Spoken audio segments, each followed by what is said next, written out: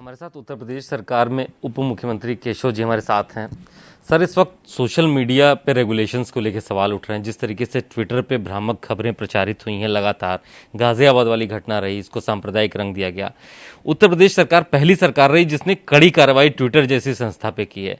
आपको क्या लगता है कि ऐसी सोशल मीडिया पे जो घटनाएं, जो फेक न्यूज़ आ रही है, इस पर रेगुलेशन और स्वतंत्रता कितनी ज़रूरी है, दोनों चीज़ों में बैलेंस? देखिए, हिंदुस्तान के अंदर, भारत के अंदर अगर कोई भी प्लेटफार्म है, चाहे वो ट्विटर का प्लेटफार्म है, चाहे वह फेसबुक का है, चाहे और भी कई प्लेटफार्म है, कोई भी चीज़ दिखाने का किसी को कोई पोस्ट करने से रोक नहीं सकता है। लेकिन अगर गलती ध्यान में आए तो तत्काल उसको सुधार करना चाहिए।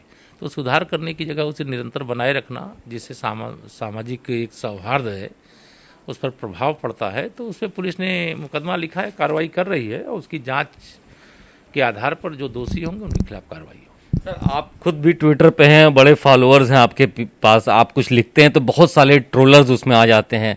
हमको लगता है कुछ एक खास सक्रिय एक वर्ग विचार के लोग हैं जो ऐसे मौक़ों का इंतजार करते हैं और ऐसी चीज़ों पे बिना सत्यापन किए लगातार उसको आगे बढ़ाते रहते हैं। इससे बचना चाहिए, विशेष तौर से उन लोगों को भी बचना चाहिए जो इस प्रकार के प्लेटफार्म का गलत उपयोग करते हैं, और उन लोगों को भी ध्यान रखना चाहिए जो इस प्रकार के प्लेटफार्म को संचालित करते हैं।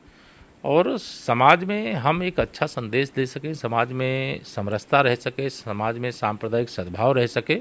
क्योंकि उत्तर प्रदेश में जैसे जैसे चुनाव आएंगे, वो चाहे कांग्रेस हो, चाहे सपा हो, चाहे अन्य विरोधी दल हो, वह सब के सब इस प्रकार के दुष्प्रचार का सहारा लेंगे। क्योंकि उनके पास मुद्दा है नहीं, मुद्दा विहीन हमारे विरोधी राजनीतिक दल के जो नेता हैं वो हैं। तो इस प्रकार का प्रयास कर रहे हैं। लेकिन जो ऐसे प्रचार करें, लोकतंत्र है, किसी को मना नहीं है, लेकिन अगर दुरुपयोग करेंगे, फर्जी कोई खबर चलाने का काम करेंगे तो उस पर तो कार्रवाई होगी। सर, एक सवाल ये उठा है कि तमाम जो अपोजिशन पार्टीज़ हैं उनका कहना है कि अब क्योंकि चुनाव नज़दीक आ रहा है तो बीजेपी की तरफ से ऐसे मौक़ों का इंतजार किया गया, जैसे गाजियाबाद वाली घटना हुई, इस पर कार्रवाई की गई ताकि ध्रुवीकरण स्पेसिफिकली फोकस हो सके। विपक्ष, मैंने कहा ना, मुद्दा विहीन है। घटना कोई 1 वर्ष पहले की है और इस समय कोई कार्रवाई हो रही है, ऐसा नहीं है ना। घटना भी तत्काल की है और उसमें कार्रवाई, मुकदमा लिखा गया, उसकी विवेचना हो रही है। जिन लोगों को पुलिस पर भरोसा नहीं, वो न्यायालय की शरण में जाने का भी उनको अधिकार है। लेकिन गलत करने से बचें। और जिस प्रकार से वैक्सीन के बारे में सपा के अध्यक्ष श्री अखिलेश यादव जी ने अफवाह फैलाई, कांग्रेस के पूर्व अध्यक्ष राहुल गांधी जी ने अफवाह फैलाई, तो ये अफवाह फैलाना बंद करें, झूठ बोलना बंद करें। फरेब के बल पर उनको सफलता नहीं मिलेगी और 2022 में बीजेपी फिर 2017 को दोहराएगी। सर, एक आखिरी सवाल, क्योंकि आपने कहा 2022 में फिर से सफलता दोहराएगी BJP. As a political party आप इतने लंबे समय से देख रहे हैं, इतने राजनीति में हैं, क्या बड़े जल्दी बीजेपी को हम एक्टिविटी में देख रहे हैं, एक्टिव है, बाकी दल अभी भी शांत है, उतना दिखाई नहीं दे रहे हैं? आपके संगठन की लगातार बैठकें हो रही हैं, BL संतोष दोबारा एक बार यहाँ पर आ रहे हैं, तो कैसे देख रहे हैं? क्योंकि बड़ी उत्सुकता उत्तर प्रदेश के लोगों में कि भाजपा में कुछ अंदर चल रहा है इस समय।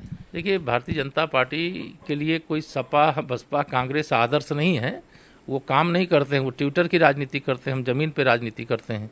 हमारे किसी भी राज्य में चुनाव होता है तो 1 वर्ष पहले से तैयारी शुरू हो जाती है। इस बार कोरोना था तो थोड़ा 3 महीने 4 महीने लेट शुरू हुई है। अब बैठकें हो रही, उसके अर्थ अलग अलग प्रकार से लगा करके आप सब हमारे मीडिया के मित्र हैं, चाहे सोशल मीडिया है, चाहे विपक्ष के लोग हैं, उसे अलग प्रकार से प्रसारित करते हैं। लेकिन इससे उन्हें कुछ हासिल नहीं होगा।